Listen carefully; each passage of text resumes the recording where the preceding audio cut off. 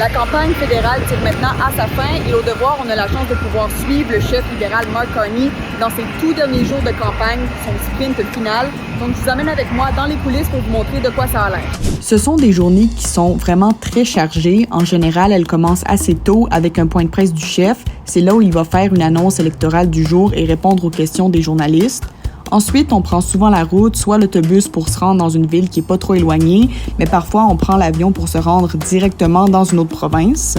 Les journées se terminent habituellement par un grand rassemblement partisan où le chef prononce un discours qui est plus long devant des foules qui sont aussi plus importantes.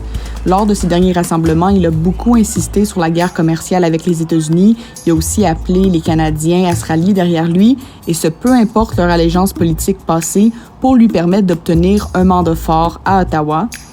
Pour les journalistes, comme on prend souvent l'avion plusieurs fois dans la même journée, ça fait qu'on a rarement le temps de s'arrêter pour écrire ou préparer des émissions de radio et télévision. Alors, souvent, on travaille dans l'avion ou dans l'autobus entre les différents événements. Par contre, à chaque embarquement, on doit déposer tous nos bagages au sol pour que les chiens de la GRC puissent les inspecter.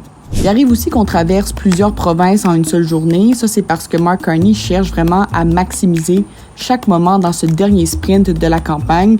Pour les tout derniers jours de la campagne, le chef va concentrer ses efforts spécifiquement dans la région du Grand Toronto, un terrain de jeu qui est très crucial non seulement pour lui, mais aussi pour tous les autres partis.